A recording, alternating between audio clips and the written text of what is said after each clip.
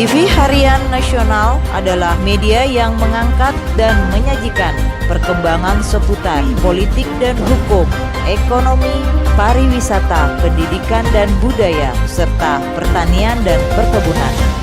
2. Menyatakan benar dan berlaku surat keputusan Komisi Pemilihan Kabupaten Raja Ampat nomor 75 dan seterusnya tentang penetapan rekapitulasi hasil perhitungan perolehan suara hasil pemilihan calon bupati dan calon wakil bupati Kabupaten Raja Ampat 2020 bertanggal 15 Desember 2020 pukul 21.24. 3.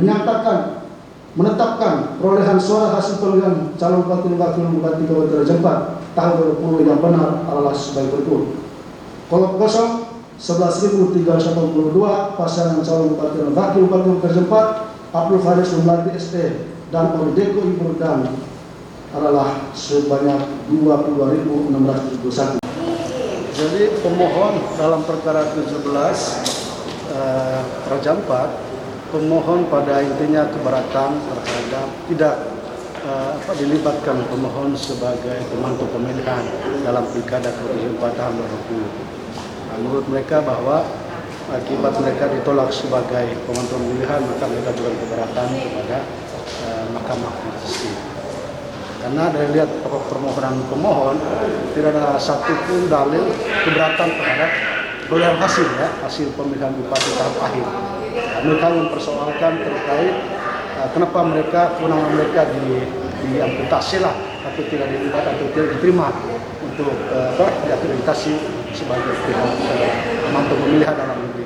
Pelanggaran-pelanggaran yang dituduhkan oleh pemohon terhadap pihak terkait dan pemohon adalah pertama itu ada terjadi SM, ya, terstruktur, terus afirmatif dan masif. Berikut adanya monopoli. Jadi tuduhan tersebut itu kan tidak berdasar, ya. Berikut juga tidak dipenuhi dengan alat bukti yang cukup untuk menuduh pihak terkait ataupun termohon. Perbedaan antara pihak terkait dengan pemohon adalah 33%.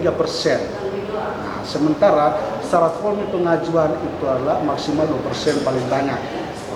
Itu kalau jumlah jiwa penduduknya itu 250.000 begitu. Nah, pemohon mengajukan permohonan tidak memenuhi syarat itu. Pertama 2% sudah dilewati jauh ambang batas.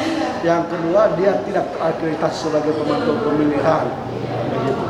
Nah, terus itu berdasarkan pasal 2 PMK kan jelas syarat formil pengajuan permohonan itu kan harus memenuhi 2 syarat itu selaku pemantau pemilihan dalam negeri.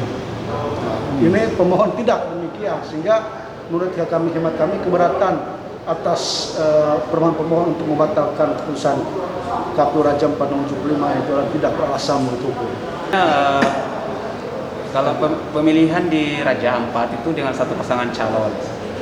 Jadi pemantau pemilihan yang mengajukan permohonan ini intinya tidak mempunyai kedudukan hukum, legal standingnya tidak ada. Karena sesuai PMK dengan daerah yang pemilihannya satu pasangan calon itu pemantau pemilihan boleh mengajukan permohonan ke MK atas dasar dia memiliki terakreditasi oleh KPU setempat. Tapi nyatanya lembaga pemantau Papua Forest Watch ini tidak memiliki akreditasi KPU dengan alasan bahwa dia terafiliasi dengan partai tertentu.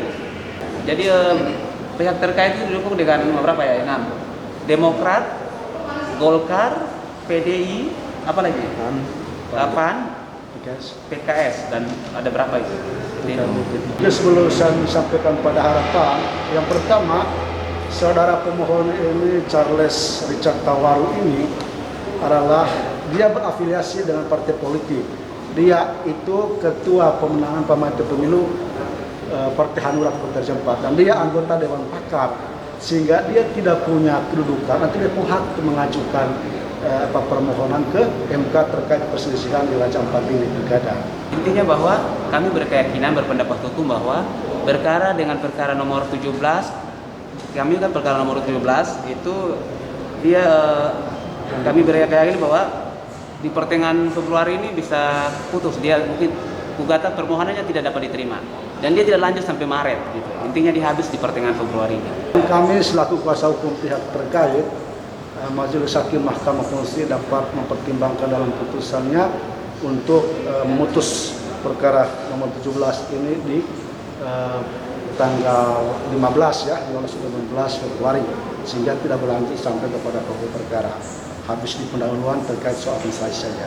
Demikian, terima kasih.